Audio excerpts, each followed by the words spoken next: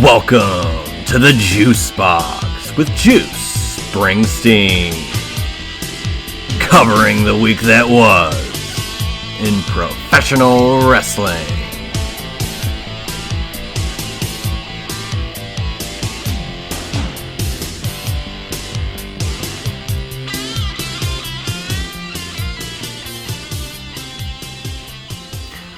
And hello everybody, and welcome to another edition of the Juice Box. I am Juice Springsteen, and we've got quite a bit of intriguing stuff today for this edition of the Juice Box, the 90th episode of the Juice Box.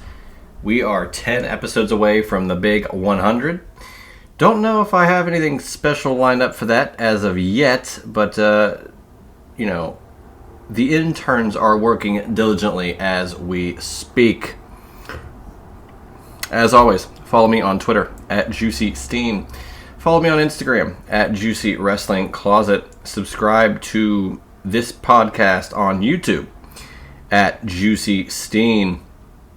If you also want to listen to the show on Apple Podcasts, Amazon Music, juicysteen.podbean.com. Additionally, you can listen to it on Spotify. And if you do listen to it on Spotify or Apple Podcasts via iTunes, drop a rating and review, 5 stars, or as we like to say here on the Juice Box, 5 straws. And that would really help further the show's growth week by week. So, with that out of the way, we will dive into some news and notes regarding the show and yours truly.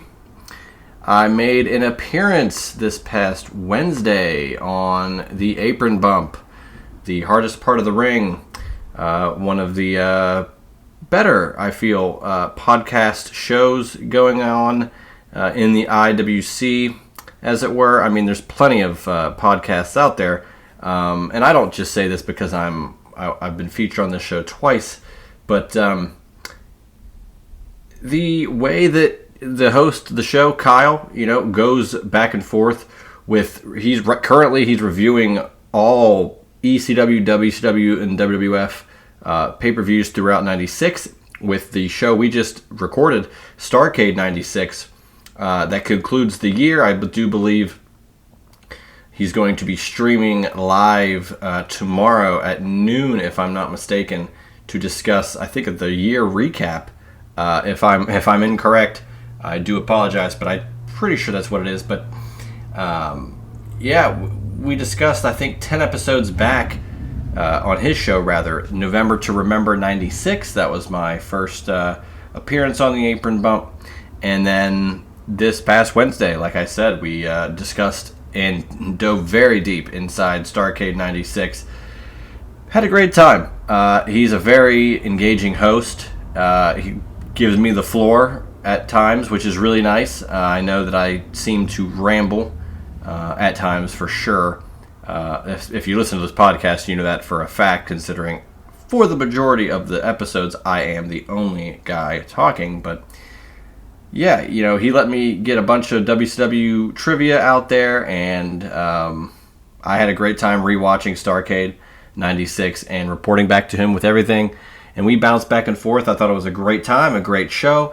Check him out at Apron Bump on Twitter, and you go to apronbump.com to see everything related to his show, weekly episodes, merch, what have you. So, looking forward to more interactions with Apron Bump. Eventually, have to have Kyle on the show in the Juice Box one of these weeks. So, got a lot in the hopper. I've got a lot of stuff cooking. We got the Triple Threat Theater episode 5 or volume 5 of that series, hopefully recorded in the next couple of weeks. If not, it's going to happen. It just will be a slightly different topic. I'm going to be working with potentially another group for Triple Threat Theater moving forward. I'm going to be getting in touch with those individuals sooner rather than later. And I have been teasing it. It has been teased now for a few weeks. I'm finally excited to announce officially this little addition to the Juice Box umbrella. It will be, episodes that are in the Juicebox feed. They will keep the number of episodes up. If the episode of this following show I'm going to talk about, happen next week, boom, it's episode 91 of the Juicebox. It's under the Juicebox banner, but it is a subsection of shows. The show / series is called Main Event Maniacs, and I'm gonna try to run it down for hopefully a short amount of time for you guys.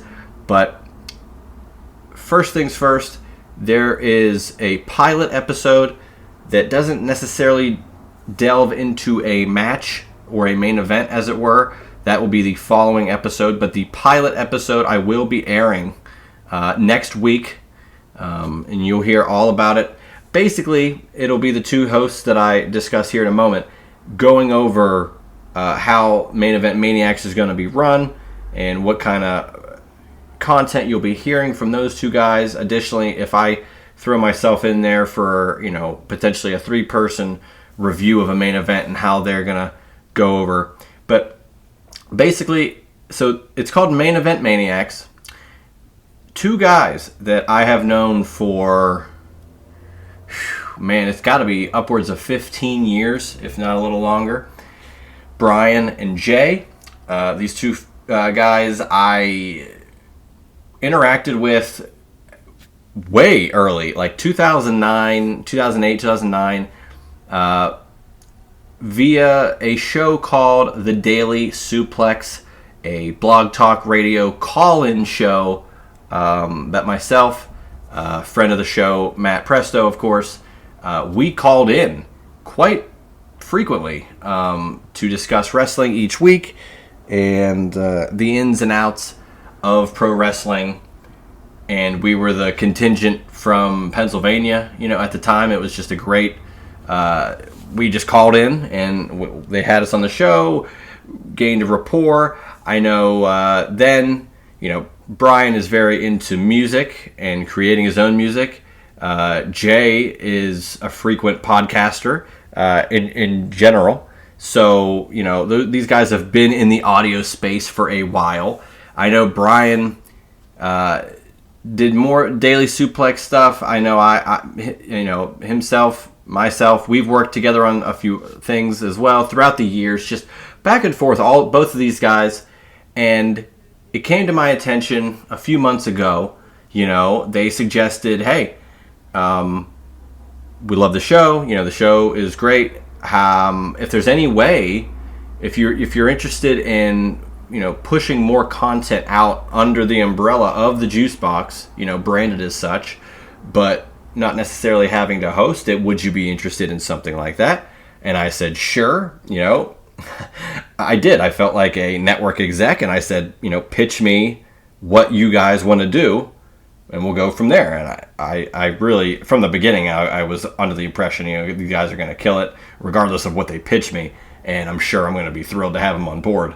And lo and behold, they presented to me Main Event Maniacs, a concept in which one particular main event from wrestling history, they have given me quite a list that, is going to be some of the, main events over the years that they will be discussing. And there's quite a few. There's plenty of main events that, matter to a lot of people. And certainly, certain events maybe have a lasting impression regardless of how important they were to you, me, some other people. But there's so many great main events over the course of time that mean a lot. And I'll get to... we'll talk about it here in a moment. But anyway, what the idea is, is they're going to be discussing one main event. I'd say it'll probably be 30 to 45 minutes-ish. But what it's going to be is they're going to discuss the main events from any company. ECW, WWE, WCW, TNA, really any sort of event. It doesn't have to be chronological. It's really just whatever they feel is apt for the moment. Maybe there's an anniversary to a show, and they want to play off of that a little bit. I think that's up for debate as well. But they're going to lead up to the main event, behind the scenes stuff, some lead up on the TVs leading up to it, what have you. Then they're going to discuss the scene of the match, where it took place, what happened around the scene of the match, the business side of it, who announced the match, what was the crowd like, how did it look, how was it presented, and then of course the back and forth of the match, figuring out what spots might have worked better had they done this a little bit, that, basically just a recap of the match. And then once that happens and they discuss their thoughts on it, they're going to discuss the aftermath, which where do those it could be multiple wrestlers. Where do those wrestlers go from there? Was it great, bad? Did it suck? Was it kind of indifferent? So basically just going over any particular main event in the history of pro wrestling and giving a before, during, and after description of everything that match dictated. So those two guys are going to do that. Like I said, the pilot episode will be airing next week, and it's just a brief synopsis of the show, but you guys can hear Brian and Jay's voice for the first time, hear how they have chemistry right out the gate. I mean, they've been friends for a while, so their chemistry is already through the roof, but to hear them to start off is really nice. I will introduce it briefly, but that'll just be for the pilot, just to get an introduction of what you guys are going to hear. And then I will announce that the first true episode of Main Event Maniacs will be discussing, arguably, the biggest main event in the history of professional wrestling, from WrestleMania 3, Hulk Hogan defending the WWF Championship against Andre the Giant, Pontiac Silverdome, 1987, March 29th. I think you guys are going to enjoy this little detour for the juice box every now and again. That's the other great part about this. There is no time constraint. They can send me episodes and I can go back and forth with maybe giving them an idea of a certain main event to talk about next, what have you, anything like that. There's no time limit, no time constraints. They can release those episodes, give them to me, and I will post them at will. They'll be, whenever I feel is a perfect spot to throw them in, what have you. So it'll be really cool to have those banked, getting episodes in and posting them for everybody to see. But I figured right now would be the best time. Next week you get the pilot. The following week, which will be SummerSlam week, you'll get a prediction show. You will also get this first true episode of Main Event Maniacs for your listening enjoyment. So, hopefully you guys enjoy that. It's going to be a fun journey with Brian and Jay, respectively. So, I'm looking forward to seeing all the ins and outs of this new, I guess you could call it concept for the show. As it were. But I mean, these guys, like I said, I've worked with these guys multiple times over the years, and they're great guys. They know what they're talking about. They've watched wrestling for probably over 30 years. They're a little bit older than me, so they've got even more deep wealth of pro wrestling knowledge to discuss these historic main events that really shaped pro wrestling for what it is today. So yeah, the juice box, a little bit of an expansion, nothing crazy, nothing's going away. We're still going to get your juice box every week. You're going to get Main Event Maniacs every now and again. Triple Threat Theater is going to come in, as it were, whenever they can. Like I said, I'm going to probably be adding to Triple Threat Theater in the future as well. We've got SIP Series hopefully coming down the pike. And yeah, I'm just looking forward to it. The growth of the show, it's not anything crazy, but it's something, it's hope. Additionally, I do want to put this out there. There will be a little bit of a different graphic for Main Event Maniacs for those particular episodes when they launch.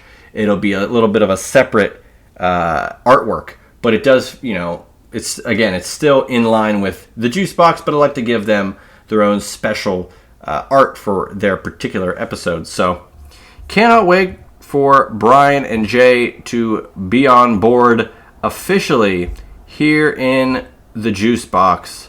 I could not be more proud to call those guys comrades, friends, colleagues, what have you.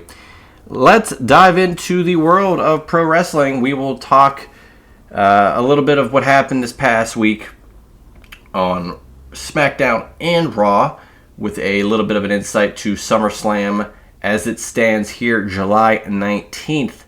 And then we will go forth into AEW Dynamite episode 250, which I thought was a hell of a show. The ratings absolutely proved that, and was absolutely a nice thing to see that the ratings hopped up well over what they were the last couple of weeks. So a vast improvement. I think the highest rating for AEW Dynamite in the last 3 months, I would say. So it's nice to see. And then, of course, Blood and Guts next week, leading into the All-In hype. And we'll talk about that card as well. And we'll close the show out with a little bit of random stuff. And additionally, this day in pro wrestling history, we have 3 or 4 interesting news and notes for that. So let's get into it. Of course, last week, Rhea Ripley made her return. Mommy is back. And there's friction with the Judgment Day. Rhea Ripley opened up the show, and of course was immediately interrupted by Dom. Dominic coming out with a rose, very similar to Eddie Guerrero, with Eddie's involvement with China back in the day. Seemingly Liv Morgan with just a video screen message taunted Rhea Ripley, and Rhea got pissed, visibly, obviously, clearly, and we are going to get Liv Morgan defending the women's title against Rhea Bloody Ripley at SummerSlam. Can't wait. I have a feeling Dom's going to be in the center of that match. Maybe he'll be the referee. Wouldn't that be wild? Can't wait to see what's going to happen next. We had Sheamus with awful new theme music. What the hell are we doing? Versus Bronson Reed. Sheamus gets the win. And, of course, the big shocker, Pete Dunne getting over on Sheamus. And now, could we get a Sheamus-Pete Dunne match? I don't know. I don't know if that's what they want to do. A lot of pieces in the mid-card, and it's not even mid. It's great. The Intercontinental title scene, Braun Breaker, Bronson Reed, Sheamus, Sami Zayn, Ilya Dragunov. A lot of great talent here. Don't know, and now Pete Dunne seemingly involved. We'll have to see what's going to happen there. Zelina Vega versus Sonya Deville. Sonya Deville gets the victory. Even though she's pretty much the most over person in the entire segment. But she did get some help from Caden Carter and Katana Chance, as Shayna Baszler and Zoe Stark are, of course, with Sonya Deville now. So maybe we'll get some sort of 6-way match on the pre-show of some sort. We'll see. Sami Zayn, of course, you know, him and Ilya Dragunov were in the main event. We'll get to that in a moment. But he did mention, Sami did, to Ilya that he gave him the title shot because he earned it. You know, not because Braun Breaker got in Sami's face and beat him up and Ilya kind of saved him. It was legit. So, you know, nice camaraderie, nice respect there. We get the in-ring interaction, face-to-face. Gunther, Damian Priest. Gunther basically dressing down Damian Priest as someone who, yeah, you're from the streets, but that's where you belong. You're street trash. I have been given everything, and I've also earned everything since. And, I think it paints an interesting story. I really feel like this match is going to be great. Anything Gunther touches is generally great. I do have a sneaking suspicion, however, that Gunther might lose at SummerSlam. I don't know what that looks like yet, and we'll get to the predictions in a couple of weeks. But I have a very, very just not great feeling that Gunther's going to outright win. I thought of all the matches on SummerSlam that were, rumored and whatnot, that Gunther defeating Priest would be the easy win. And yet, right now, as we sit, July 19th, I'm not so sure.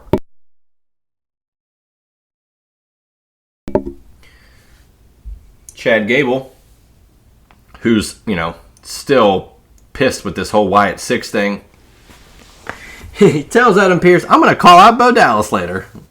Very Mr. McMahon, Mr. America, or Kevin Owens and the Elias thing. I mean, I don't know. I'm in for that. So we'll get to what happened here. But Damian Priest gets a pin over Braun Strowman, which I thought was a really interesting little match. Braun Strowman kind of at this point he's not a jobber, but he's definitely not at the level that he was, 5 years ago or even 3 years ago. I just think that, he's going to put over some of the larger talent if they're higher on the card. He'll get intervene when he needs to, but takes the loss. Not a huge deal.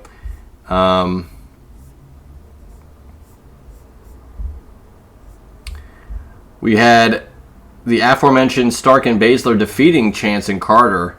And like I said, I think we will get some sort of 6-person tag. So we'll see. Chad Gable was trying to get Alpha Academy back on his side. Didn't work. And Rambling Rabbit was in the background, if you noticed, which we'll get to.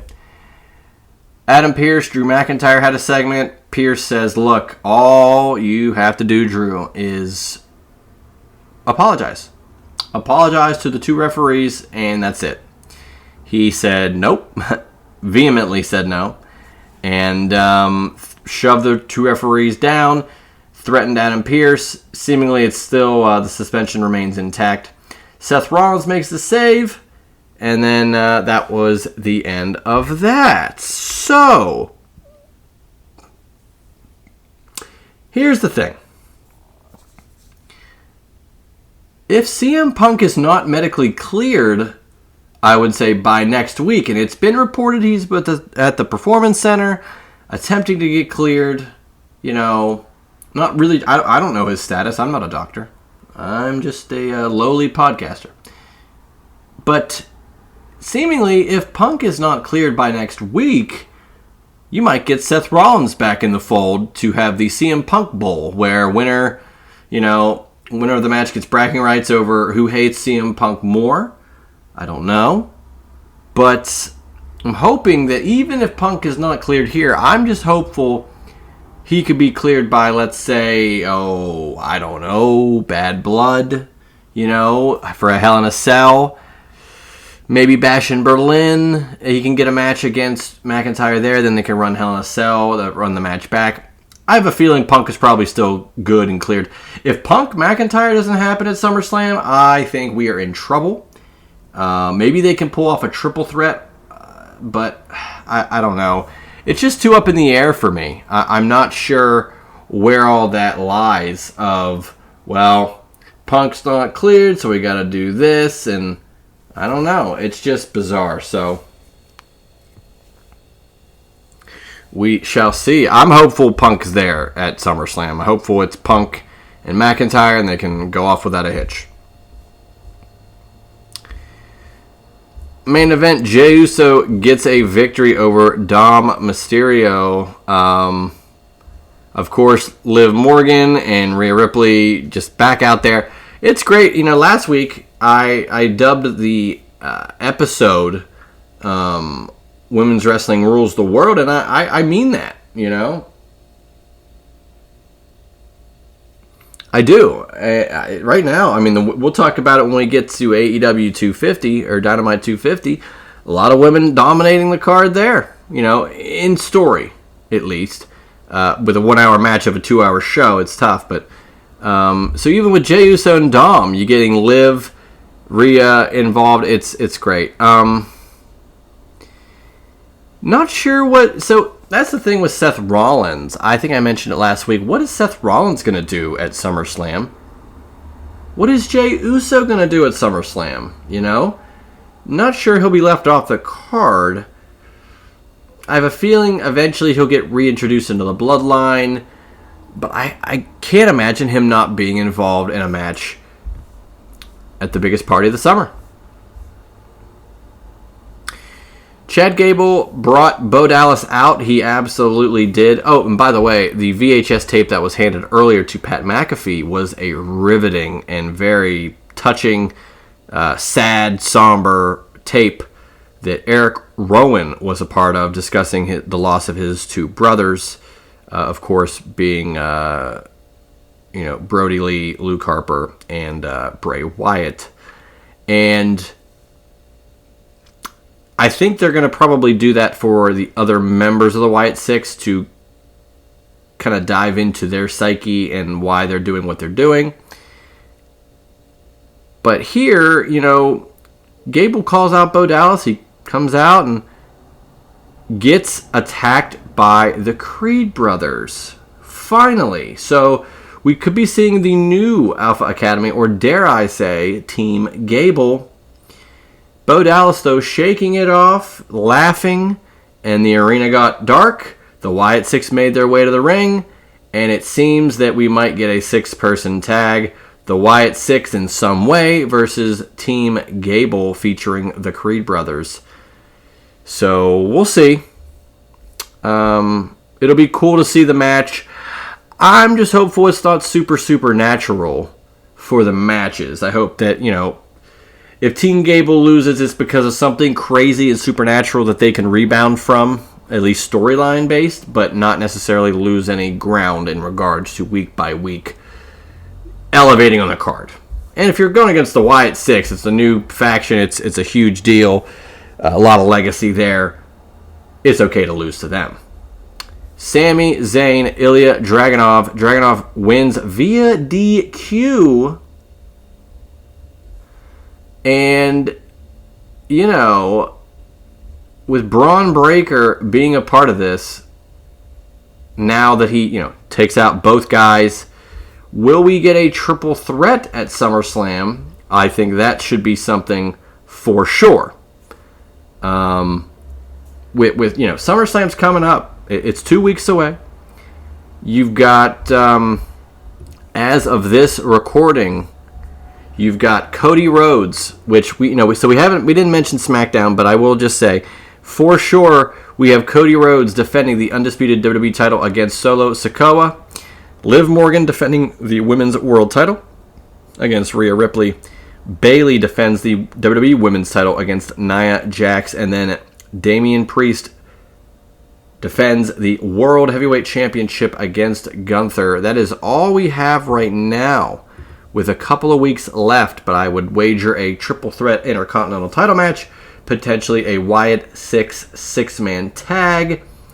You might get, like I said, that maybe on a pre-show, the Zelina Vega, Sonya Deville 3-on-3, something with Punk and McIntyre, unless Punk can't go and you get Seth and McIntyre. A lot of great stuff. Dom might be the referee for the Liv Rhea match. There's a lot going on. And I'm looking forward to SummerSlam, seeing what does in fact go on the show as it is completed on August 3rd. Cleveland, Ohio. So yeah, let's get into the AEW 250th episode of Dynamite. I mean, with only so many things really shown on the card, this you knew one of the matches was going to be really, lengthy. Worth it though, I would absolutely say. All the segments I felt were pretty strong outside of one. You could take a guess. We kick things off with MJF, Will Ospreay. This match went all throughout the crowd. They were given 59 minutes and 58 seconds. Incredible athleticism, great selling, great work. We then get very, very close to an hour time limit draw. MJF hits Ospreay with the Dynamite Diamond Ring, how apropos on the 250th episode of Dynamite, and falls onto Ospreay. The referee, who had already been knocked down, thus allowing the Diamond Ring to be inserted into the match. The referee is winded. He barely gets 1, 2, 3 as the clock on the screen, the Titantron, counted down, and you could see, oh boy, is it going to be a time limit draw? The hand hit 3 with a couple seconds to go. 59 minutes, 58 seconds. Great match. Some are saying one of the best Dynamite matches of all time. I'd say probably one of the best Dynamite matches of all time, but not necessarily in the upper echelon of AEW greatest matches. I still think that the greatest Dynamite match, arguably, is Britt Baker and Thunder Rosa in the steel cage. So that from was it St. Patrick's Day Slam, I believe, a couple of years ago. I think that's the greatest Dynamite match, at least to this point. But MJF hit a Crossroads. Styles Clash got used as well. Or MJF got hit with a Crossroads, but a lot of great moments, moves here. I think it sets up perfectly. MJF finally becoming a heel again and beating arguably the top guy in the company, that's not the world champion, which Ospreay now losing 2 huge matches in a row, but I like it. Will Ospreay is not going to win every match, and this is how you do it. Ospreay loses, but it's by way of a dirty punch to the face. Gee, I wonder if Will Ospreay will find his way back to the international title with a match at Wembley Stadium against MJF. I think that is the plan. I think it's genius if that's what's going to happen, and I'm here for it. Mercedes Moné, Nyla Rose, TBS Championship. Moné gets the win, but I thought it was a great little match. Again, with the time that was really allotted to this match, it was tough. But I thought it was a solid match. At one point, Moné brings out a glove with CEO on it. And, some nails, fingernails on it. Pretty cool looking visual. A dolled up glove to use the lockjaw. And it still, ended up winning the match, even though Nyla Rose bit the hand for a moment. CEO celebrating and goes towards the crowd to celebrate, and a fan with a Sting mask attacks Moné. Lo and behold, who was under the Sting mask? It wasn't Sting. It was Britt Baker, DMD. Great move there. Absolutely love that. How many times have we seen Sting reveal under his mask to be Sting?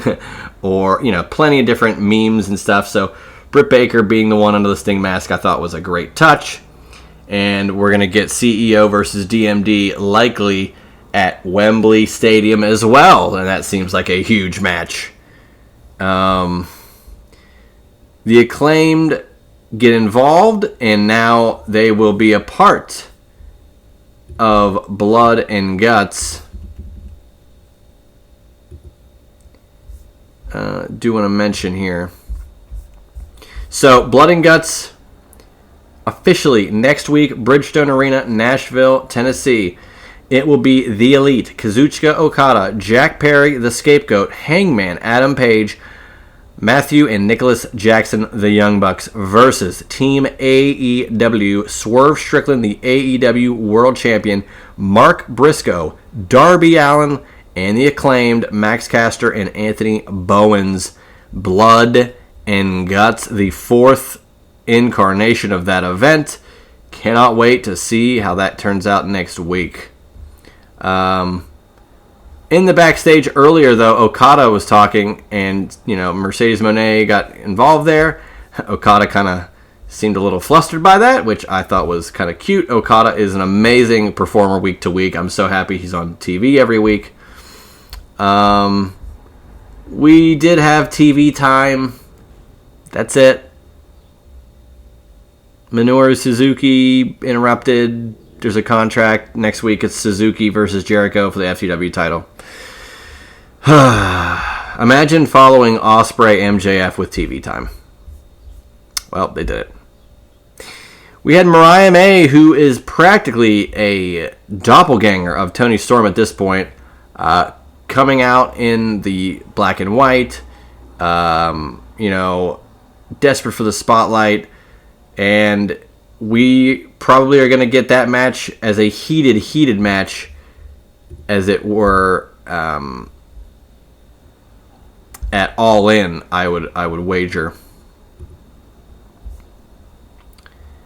I do want to make sure I have that, because I want to get I'm pretty sure that's the only couple there's only a few matches at this location, at this time, at that location. Toni Storm versus Mariah May and Swerve versus Bryan Danielson still are the only announced matches. Like I said, you'll probably get CEO versus DMD. You'll probably get Hangman involved with somebody there. Not sure how that all lines up.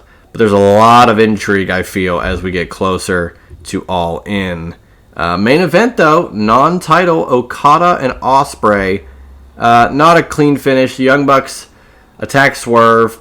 It started a huge brawl, which, of course, is all basically leading up to Blood and Guts next week. It had a lot of the guys involved with it. Of course, though, we only had at this time Mark Briscoe and the Acclaimed with Swerve Strickland for Blood and Guts. We didn't know who that fifth member would be. And, of course, from the rafters, Darby Allin, a la Sting, comes down, and it's a huge Pier Sixer. We're out of time! Tony Schiavone, a very WCW 1997-esque finish. Loved it. Chaos, intrigue for next week, stories being built.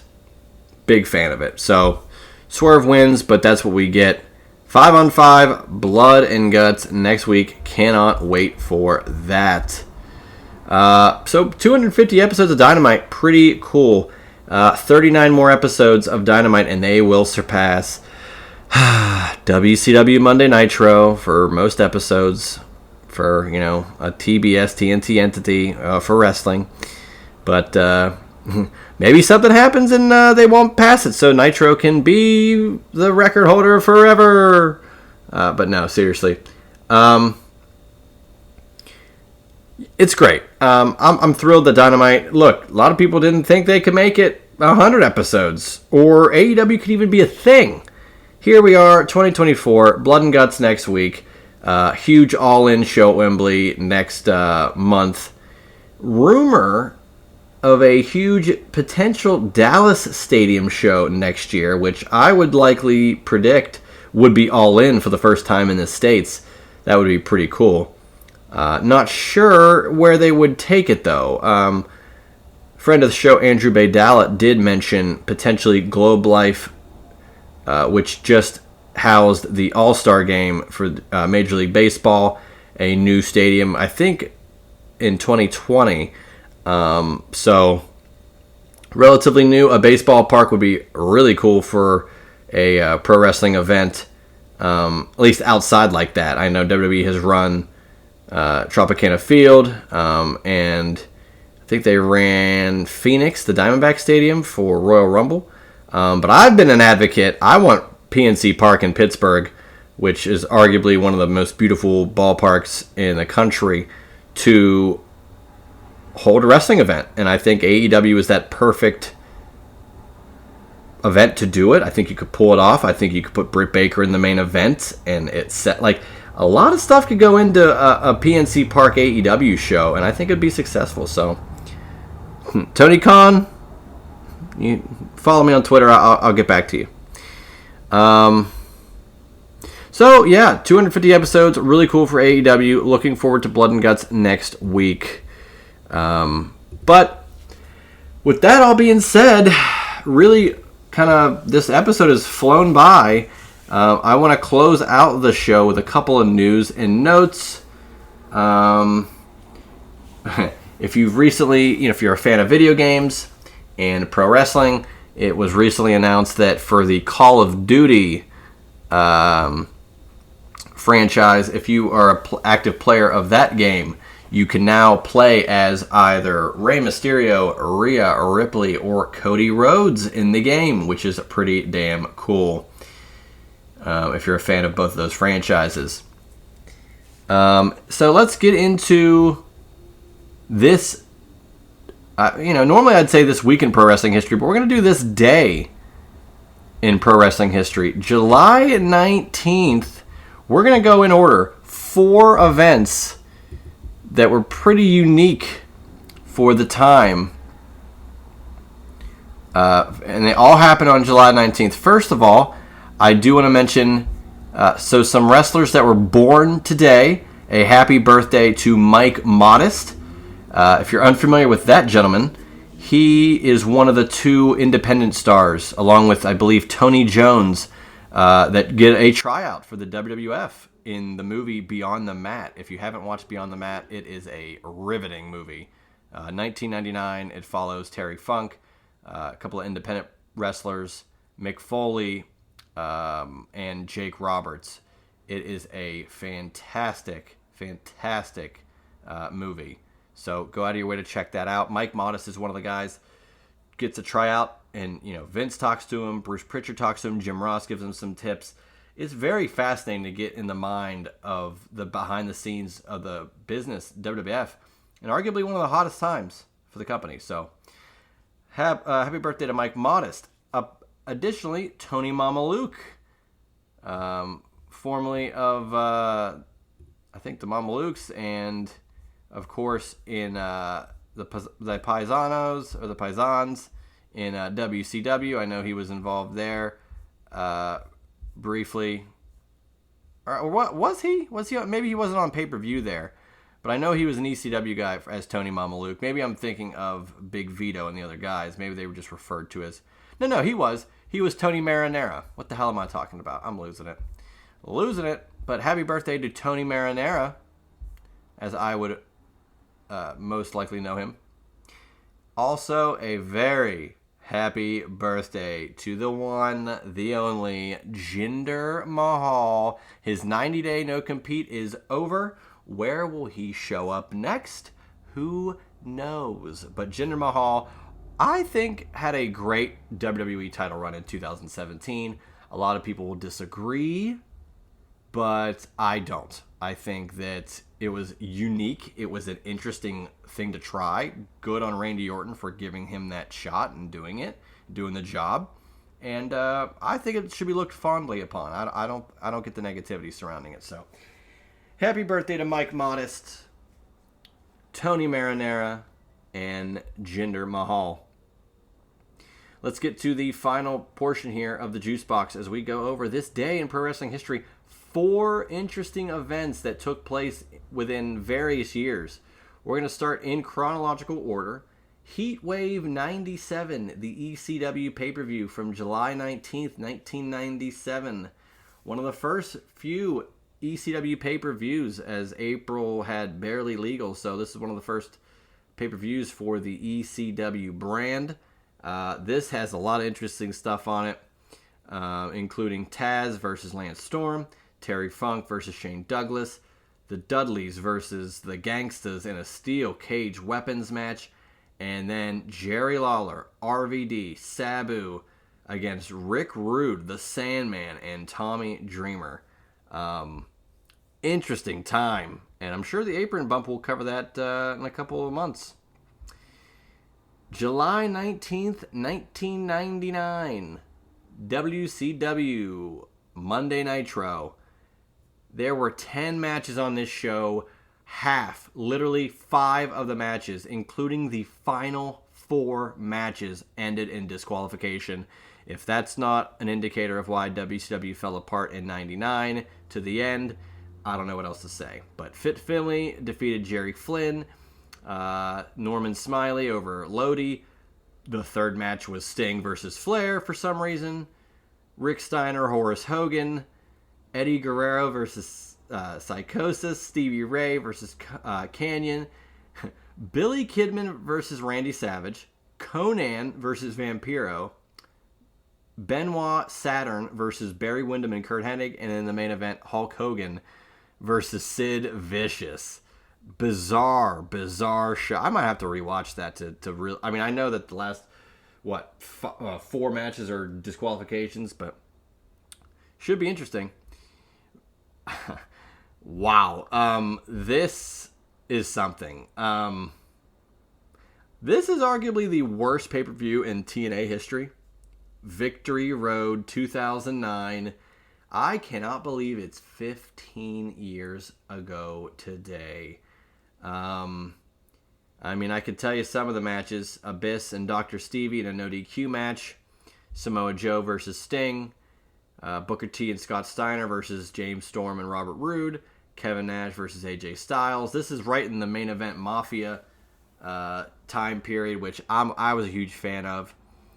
Hey, look, MEM, Main Event Mafia. MEM, Main Event Maniacs. Shout out to Brian and Jay. Look at that, tying it all together.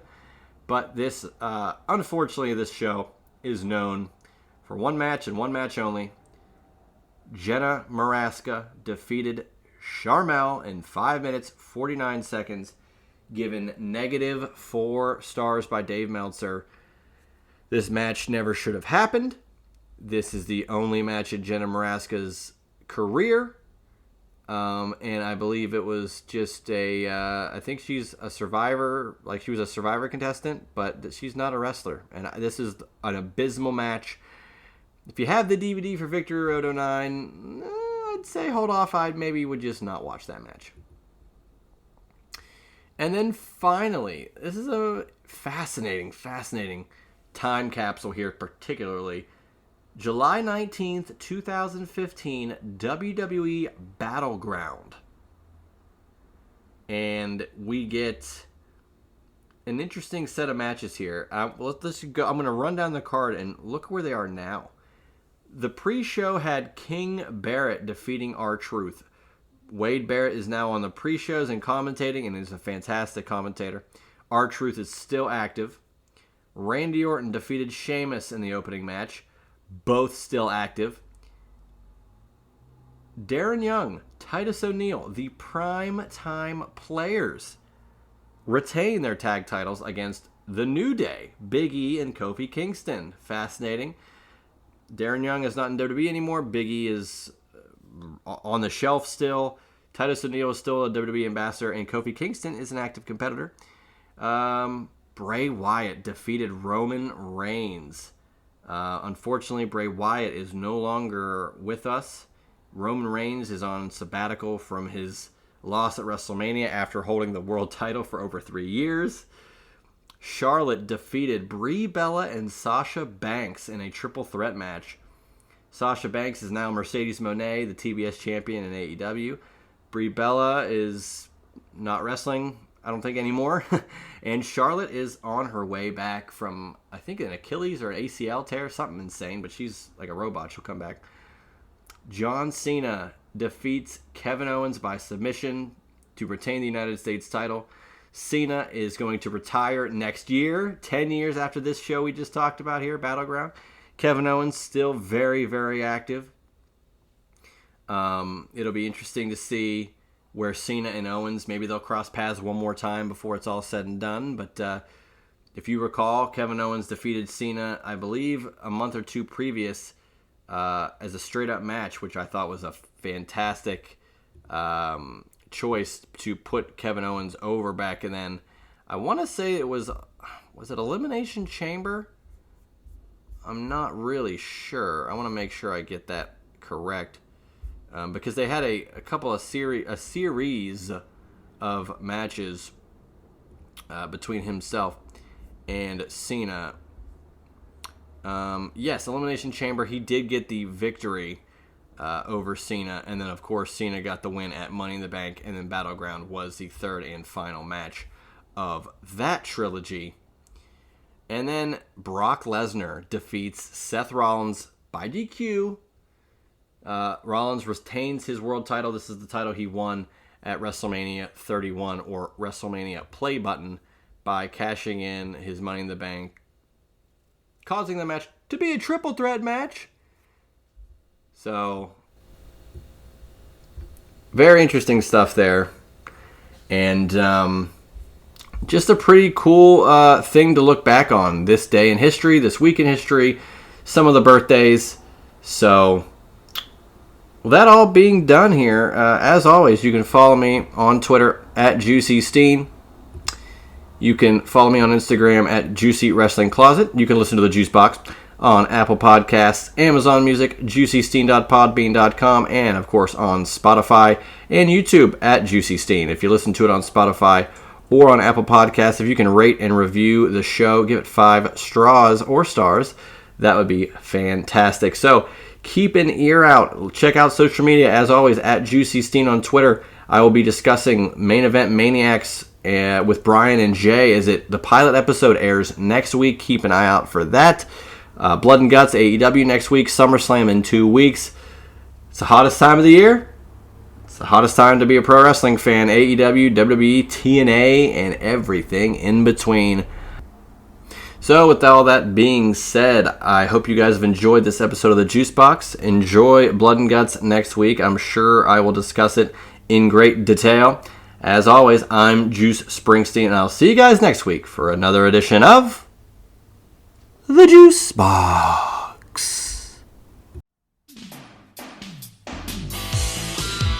That was The Juice Box with Juice Springsteen. Make sure to subscribe to The Juice Box wherever you listen to podcasts.